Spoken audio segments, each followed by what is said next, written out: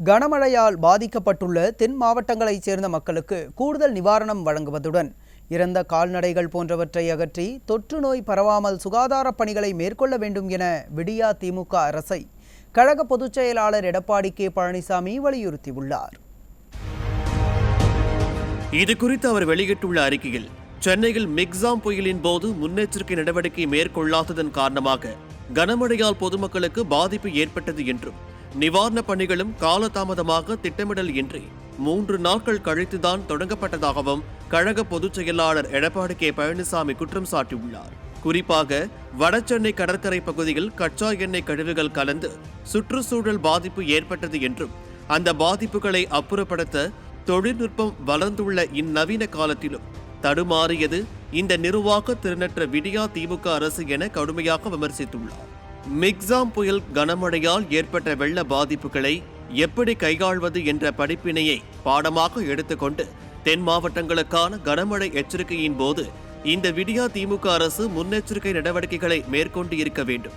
ஆனால் இந்த விடியா திமுக அரசு இந்திய வானிலை ஆய்வு மையத்தை குறை கூறிக்கொண்டு பாதிக்கப்பட்ட 4 தென் மாவட்ட மக்களுக்கு உரிய நேரத்தில் தேவையான உதவிகளை செய்யாமல் தட்டி கழிப்பது மிகுந்த வேதனை அளிப்பதாக எதிர்க்கட்சித் தலைவர் எடப்பாடி கே பழனிசாமி குறிப்பிட்டுள்ளார்.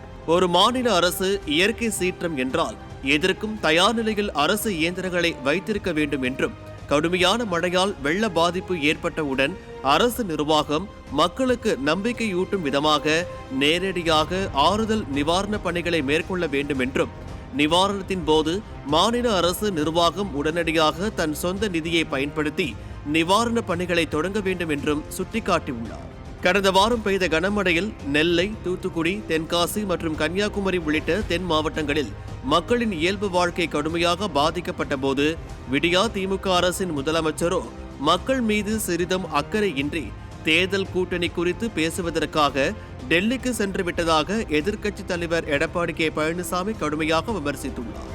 கனமழையால் ஏற்பட்ட வெள்ள பாதிப்பு பற்றி அறிந்தவுடன் கடந்த 19ஆம் தேதி நேரடியாக கழக நிர்வாகிகளுடனும் மாவட்ட கழக நிர்வாகிகளுடனும் உடனடியாக பாதிக்கப்பட்ட மக்களை நேரில் சந்தித்து நிவாரண உதவிகளை வழங்கியதாக குறிப்பிட்டுள்ள எதிர்க்கட்சித் தலைவர், தொடர்ந்து வெள்ளத்தால் பாதிக்கப்பட்ட மக்களுக்கு கழக நிர்வாகிகள் நிவாரணப் பொருட்கள் மற்றும் உணவு ஆகியவற்றை வழங்கி கொண்டு இருப்பதாக தெரிவித்துள்ளார். தென் மாவட்ட மக்கள் மழை வெள்ளத்தால் தங்களது உடைமைகள் மற்றும் வாகனங்களை இழந்துள்ளதாகவும், வியாபாரிகள் கடைகளில் உள்ள விற்பனை பொருட்கள் மற்றும் கணினி மின்சாதன பொருட்கள் என்று அனைத்தையும் இழந்துள்ளதாகவும் சுட்டிக்காட்டியுள்ளார்.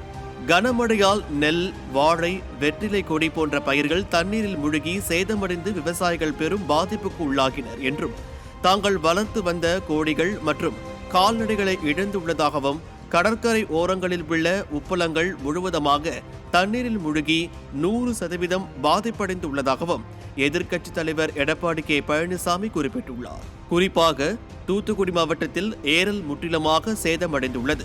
கடை வீதியில் உள்ள கடைகளில் இருந்த யூரியா, காம்ப்ளெக்ஸ் உர மூட்டைகள், அரிசி, நெல் மூட்டைகள் அனைத்தும் வெள்ளத்தில் மூழ்கி சேதமடைந்து உள்ளதாகவும், தாலுகா அலுவலகம், பேரூராட்சி அலுவலகம், காவல் நிலையம் உட்பட அரசு அலுவலகங்கள் முழுவதும் வெள்ளத்தால் மூழ்கி ஏரல் நகரமே முழுவதுமாக பாதிக்கப்பட்டுள்ளதாகவும் குறிப்பிட்டுள்ளார்.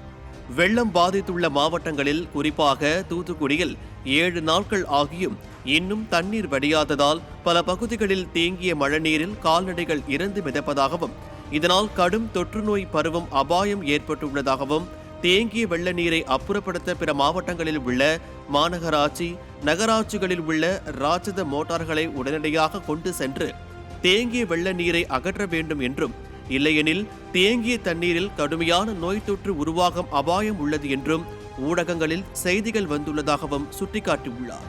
இவ்வாறு கடுமையாக பாதிக்கப்பட்டுள்ள தென் மாவட்ட மக்களுக்கு தற்போது விடியா திமுக அரசு அறிவித்துள்ள 6000 ரூபாய் நிவாரணத் தொகை மிகவும் குறைவாக உள்ளது.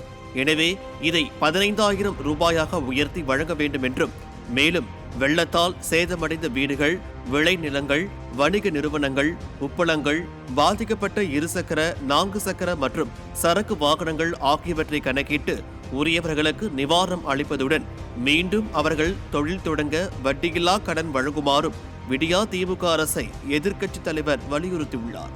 பாதிக்கப்பட்ட மக்களுக்கு அரிசி, பருப்பு போன்ற உணவுப் பொருட்களை நிவாரணமாக வழங்க அரசு கொண்டு வரும் வாகனங்களை மக்கள் ஆங்காங்கே மறித்து பொருட்களை எடுத்து செல்லும் நிலைமை உருவாகி உள்ளதாக செய்திகள் தெரிவிக்கின்றன.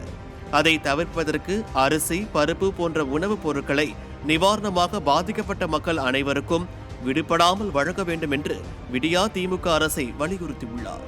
பாதிக்கப்பட்ட பகுதிகளில் உள்ள குப்பை கழிவுகள், இறந்த கால்நடைகள் போன்றவற்றை உரிய முறையில் அகற்றி நோய் தொற்று பரவாமல் இருப்பதற்கு ஆங்காங்கே சிறப்பு மருத்துவ முகாம்களை நடத்தி சுகாதார பணிகளை உடனடியாக தொடங்க வேண்டும் என்று விடியா திமுக அரசை கழக பொதுச் செயலாளரும் எதிர்க்கட்சி தலைவருமான எடப்பாடி கே. பழனிசாமி வலியுறுத்தியுள்ளார்.